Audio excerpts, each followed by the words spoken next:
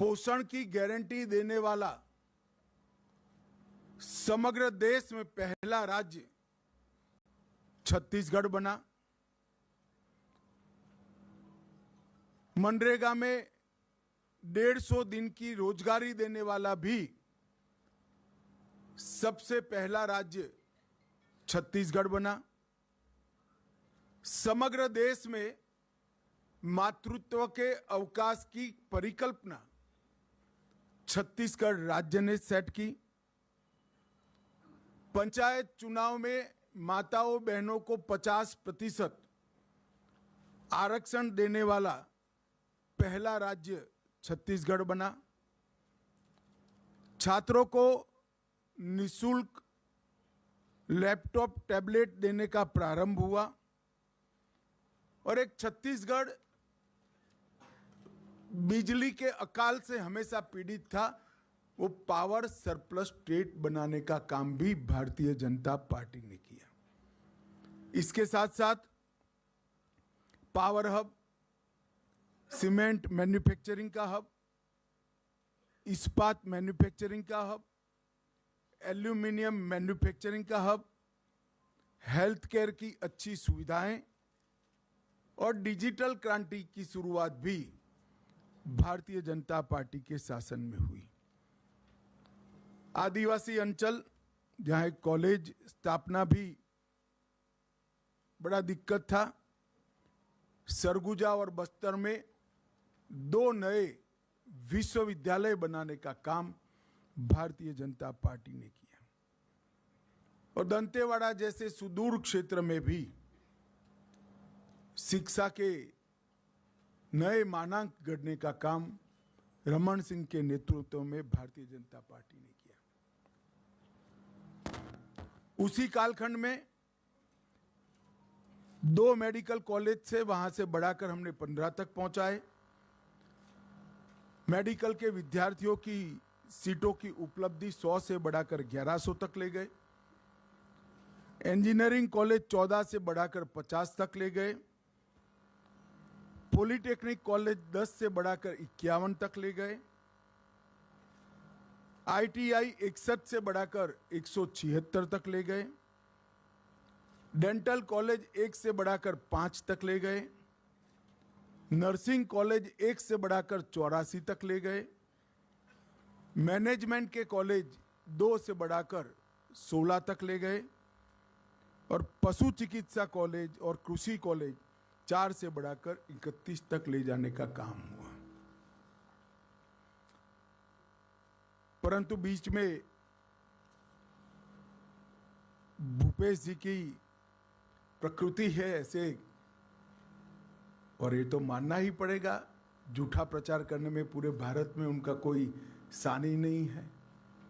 गलत सीडी बनाना, फर्जी सीडी बनाना, फर्जी पेन ड्राइव बनाना, फर्जी अखबार में समाचार प्लांट करना, इसमें इनको सिद्धता है। एक वातावरण बनाकर उन्होंने 5 साल के लिए सत्ता ली और ये 5 साल में क्या हुआ?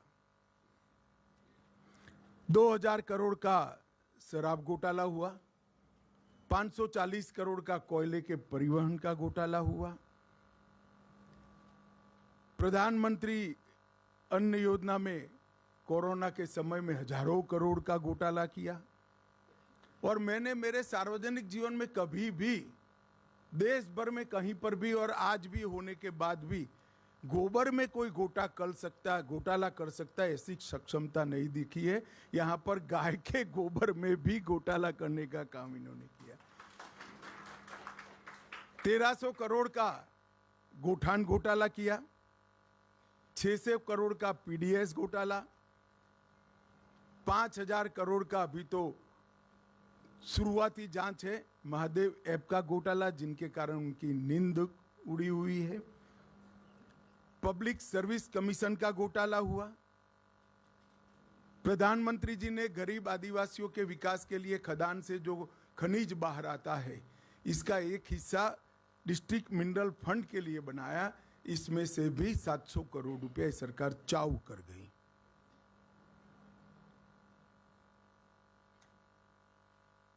भर्ती की स्थिति ऐसी रही कि भ्रष्टाचार के कारण दलित युवाओं ने निवस्त्र होकर रायपुर के अंदर जुलूस निकालना पड़ा, निवस्त्र जुलूस निकालना पड़ा। फिर भी इनको जरा भी शर्म नहीं आती है और बड़े धड़ल्ले से विश्वास के साथ कहते हैं कि हमने विकास के काम किए हैं, हमने प्रगति की है। प्रगति तो हुई है, मगर भ्रष्टाचार में प्रगति हुई है। मित्रों, 5 साल के अंदर कानून और व्यवस्था के मुद्दे पर ये सरकार फिसड्डी साबित हुई है। 300 से ज्यादा वादे जो किए थे वो पूरे न करने वाली, ये वादा खिलाफी करने वाली सरकार है।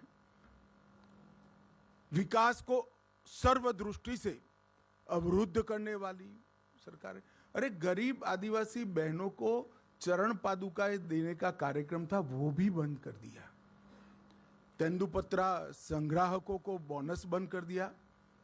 इनकी बोरियों की गठों की संख्या को आधे से कम कर दिया। ओबीसी कल्याण के सारे कामों को तितर बितर करने का काम कर कर परम सीमा पर जातिवाद को पहुंचाया। तुष्टीकरण का हाल ये है कि भुवनेश्वर साहू को लॉन्च कर मार डाला, मगर वोट बैंक के कारण उनके हत्यारों के खिलाफ कोई कठोर कार्यवाही नहीं हो रही है। हर दृष्टि से छत्तीसगढ़ बनाने के जो उद्देश्य है, ये उद्देश्य को डिफीट करने का काम भूपेश बघेल सरकार ने किया है। मैं छत्तीसगढ़ में लगभग विगत 3 महीनों में 10 बार आया हूं। जनता से भी संवाद किया है, व्यापारियों से भी किया है, आदिवासियों से भी किया है, युवाओं से भी किया है, महिलाओं और दलितों से भी किया है। ओबीसी समाज के भी ढेर सारे नेता को मैं मिला हूं। सर्वदूर एक भावना बनी है कि इस बार यहां परिवर्तन होने वाला है। मगर फिर भी हम जो वादे करते हैं वो जिम्मेदारी के साथ करते हैं। ये भारतीय जनता पार्टी का ट्रैक रिकॉर्ड है। हमने जब जब भी वादे किए तो जिम्मेदारी के साथ किए। और हमने छत्तीसगढ़ को वादा किया था कि हम छत्तीसगढ़ के विकास के लिए काफ़ी कुछ करेंगे। मैं आज आप सबके माध्यम से छत्तीसगढ़ की जनता को बताना चाहता हूं, 10 साल सोनिया मनमोहन की सरकार रही और 9 साल मोदी जी की सरकार रही। ये 10 साल में डिवोल्यूशन फंड और ग्रांट इन एड में सोनिया मनमोहन सरकार ने 77,000 करोड़ रुपया छत्तीसगढ़ के लिए लिया था और हमने 9 साल में 77,000 करोड़ को बढ़ाकर 3 लाख करोड़ रुपया छत्तीसगढ़ के विकास के लिए भेजने का काम किया। 9,000 करोड़ से ज्यादा रोडवेज के काम किए हैं। रेलवेज के लिए 2500 करोड़ अंतिम बजट में सिर्फ आवंटन किया है। 162 करोड़ की लागत से रायपुर एयरपोर्ट का उन्नयन मोदी जी कर रहे हैं। 42 एकलव्य आदिवासी विद्यालय बनाए हैं। 500 मेगावाट की क्षमता के सोलर पार्क की स्थापना की है। पिछले 3 वर्षों में नक्सल प्रभावित एरिया में 1200 बैंक की शाखाएं, 5000 डाकघर और 2300 मोबाइल टावर बनाकर वहां पर रीच बढ़ाने का काम ये भारतीय जनता पार्टी की सरकार ने किया है। जगदलपुर में 2 ट्राइब्स इंडिया शोरूम बनाने का काम किया है और ढेर सारे गरीब कल्याण के काम मोदी जी ने यहाँ पर किए हैं, जिसकी बहुत लंबी सूची है, मैं बताना नहीं चाहता हूँ। परंतु मैं इतना जरूर बताना चाहता हूँ कि छत्तीसगढ़ के हर गरीब को घर में बिजली, शुद्ध पीने का पानी, गैस का सिलेंडर, शौचालय और इसको 5 लाख तक की सारी स्वास्थ्य की सुविधाएं और प्रति व्यक्ति प्रति माह 5 किलो अनाज देने का काम कर नरेंद्र मोदी जी ने हमारी सरकार न होने के बावजूद भी छत्तीसगढ़ की जनता की सेवा बहुत प्रमुखता के साथ और एग्रेसिवनेस के साथ की। परंतु मैं छत्तीसगढ़ की जनता को कहना चाहता हूं कि मोदी जी जो करना चाहते हैं उसमें श्रीमान बघेल सबसे बड़ा विज्ञ है, और ये विघ्न मोदी जी को छत्तीसगढ़ का डेवलपमेंट नहीं करने देता है। उनको डर है कि अगर ये सारे काम हो गए तो भारतीय जनता पार्टी लोकप्रिय बन जाएगी और उनकी कुर्सी चली जाएगी। भूपेश बाबू, कुर्सी तो वैसे ही जाने वाली है, क्योंकि 5 साल तक आपने कांग्रेस हाईकमांड के एटीएम बनने के अलावे कोई काम नहीं किया है। हजारों करोड़ रुपया छत्तीसगढ़ के गरीब जनता का कांग्रेस के एटीएम में डालकर दिल्ली पहुंचा है। हमने लाखों लोगों के साथ चर्चा कर एक घोषणा पत्र तैयार किया है। मोदी गारंटी के सभी चीजों को तो मैं नहीं पढ़ता, परंतु इसमें से 20 प्रमुख वादों को मैं आप सब लोगों के सामने जरूर रखना चाहता हूं। हमने तय किया है कि कृषि उन्नति योजना की शुरुआत करेंगे, जिसके अंतर्गत 21 क्विंटल प्रति एकड़ धान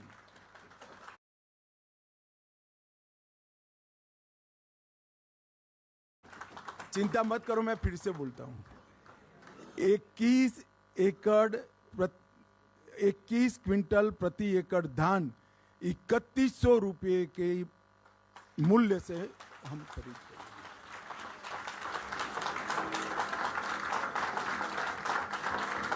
और इसके साथ साथ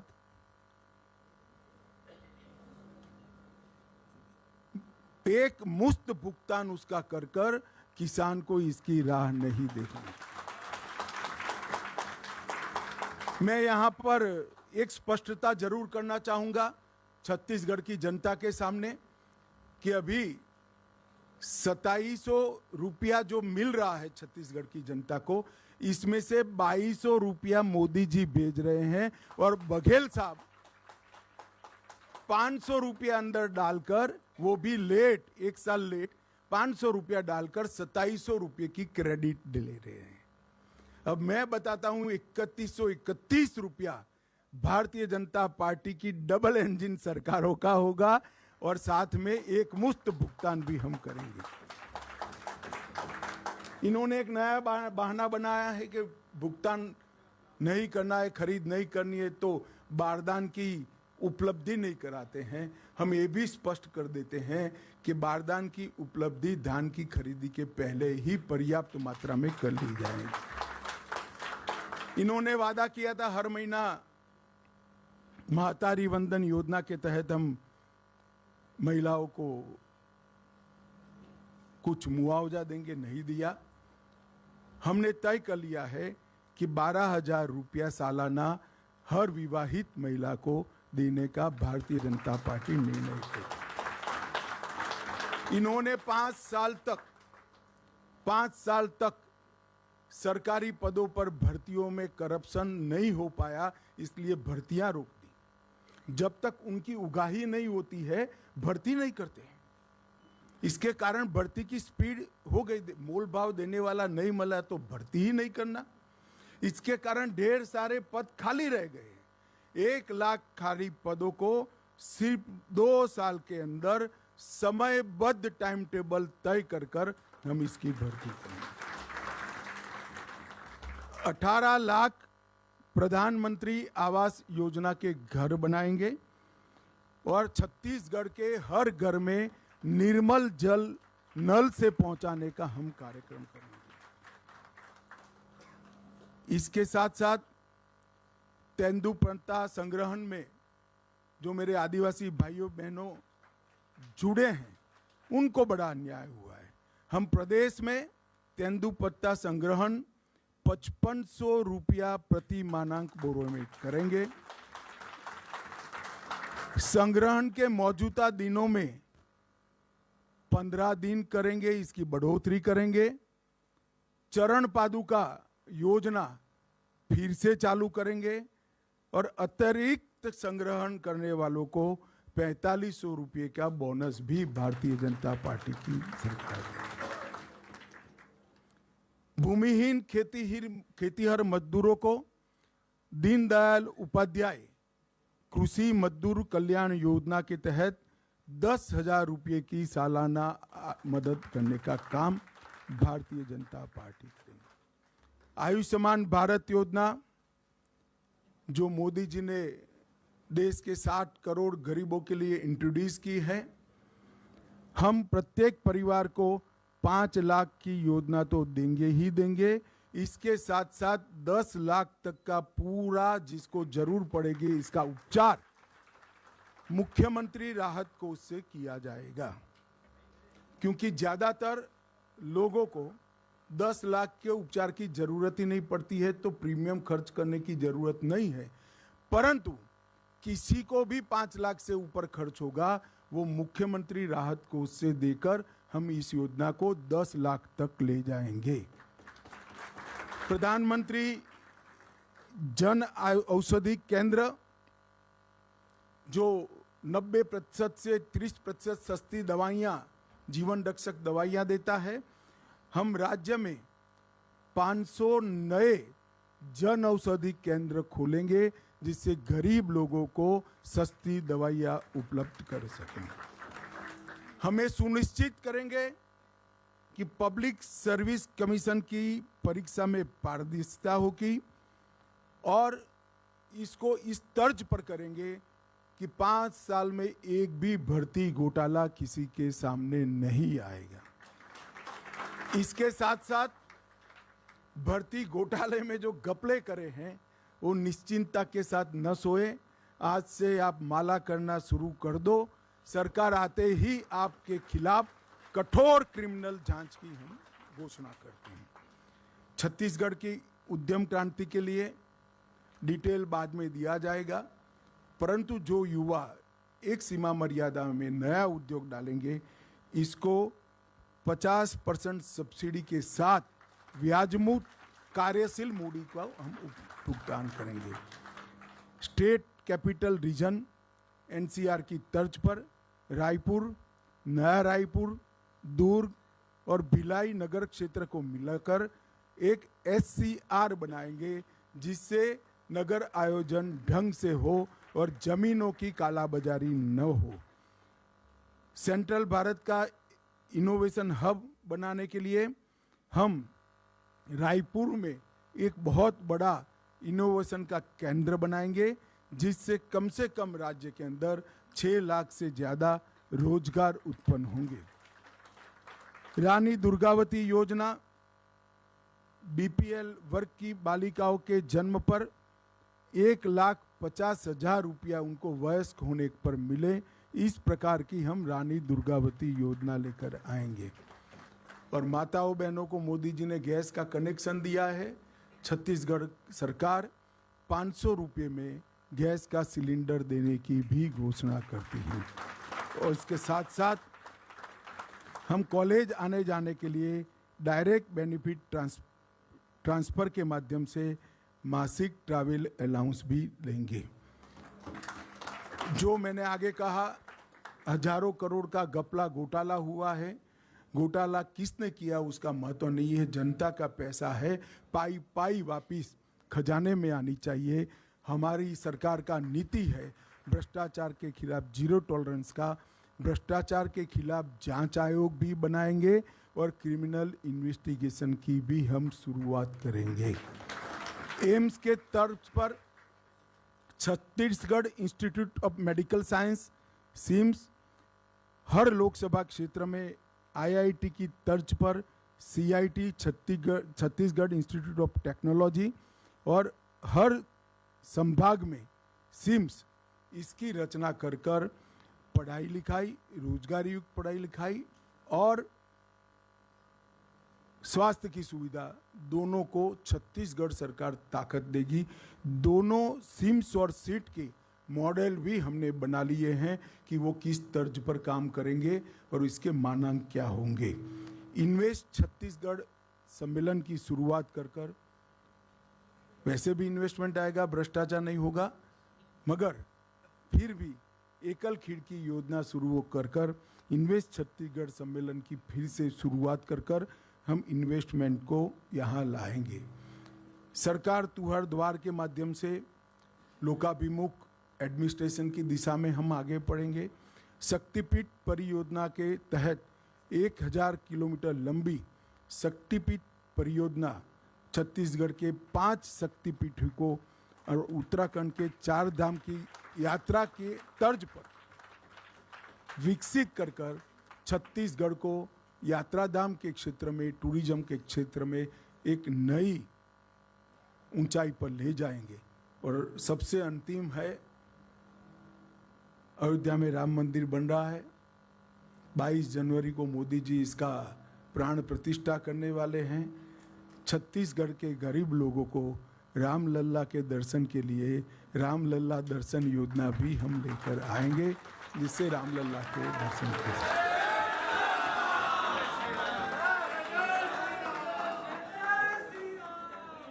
छत्तीसगढ़ राम का नैनीहाल है, माता कौशल्य का घर है। अब भांजा जब अपने घर में, निज घर में वापिस जा रहा है, तो छत्तीसगढ़ वालों ने बधाई लेने के लिए जाना चाहिए। इसकी व्यवस्था भी छत्तीसगढ़ सरकार करेगी। इसके अलावे भी ढेर सारे छोटी छोटी चीज़ों को एड्रेस करने वाले हमारे वादे हैं। हमने हर सीट का भी एक घोषणा पत्र बनाया है, हर संभाग का भी बनाया है। मेरा आप सभी से निवेदन है कि आप इसका डिटेल अभ्यास कर हमारे संकल्पों को छत्तीसगढ़ की जनता तक पहुंचाइए। और छत्तीसगढ़ की जनता को भी मैं आश्वस्त करने आया हूं कि हम सब भी जब भी चुनाव में आते हैं, हमारा हिसाब लेकर आते हैं। अगले चुनाव में भारतीय जनता पार्टी फिर से एक बार आपकी बनाई हुई नई सरकार का हिसाब किताब लेकर आपके सामने आएगी, ये वादा करता हूं। वंदे मातरम, भारत माता की जय।